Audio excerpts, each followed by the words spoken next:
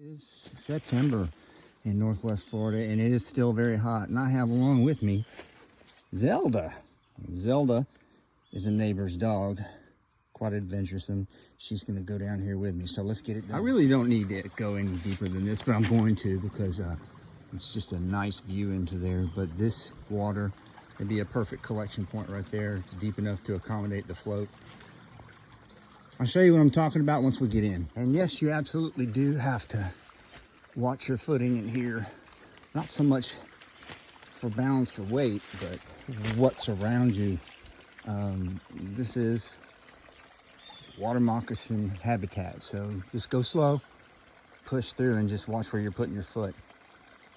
All right, this is as nice a space as any. It's got some sandy clear. That's a nice collection point right there. So what I'm going to do is break out the gear, show you what I'm doing and how I'm doing it, and then we will get us some good, clean drinking water.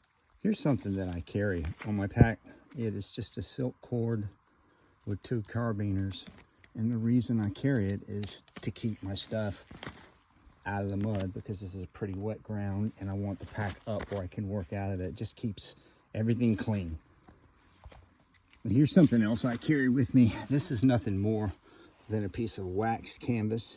I spread it out again so I don't lose parts, and just to try to keep the ick off the equipment. So this cleans up real nicely, and it's waxed canvas, so it is waterproof. All you have to do is just knock the mud, or if you need dirt on it, just shake it off, roll it up, and go. All right, here's the rig. You got the pre-filter, the weight, the inlet hose, the filter itself, which is Katadyn Hiker, and then the clean water hose, which I'm filling up a bladder with. Again, this is all if you have the time, and it's a permissive environment. So obviously this takes a few minutes to set up, but carrying a water filter like this is the best way to go. There are smaller, lighter, and just as good water filters. They're different operations. Some of them are straws and some of them are what they call gravity fed. But this one works just fine for what I'm doing. And also it can dispense into regular water bottles or containers as well, which is what I'm doing here. And there you go, filtered water.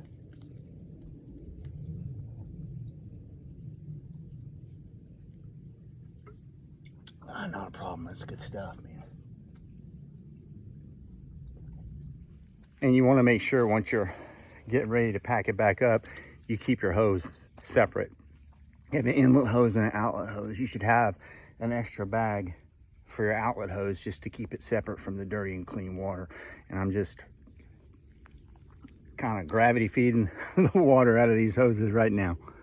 That was where I came from. Here's where the spring cuts through and it meets the creek.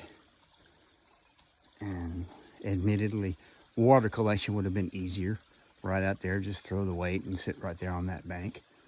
But you know, and maybe a area where you don't want to be seen doing it, or if there's a chance of anybody coming for whatever reason, it was a little bit more secluded and the water was just as pure, maybe even a little bit more pure upstream. All right, let's get out of here.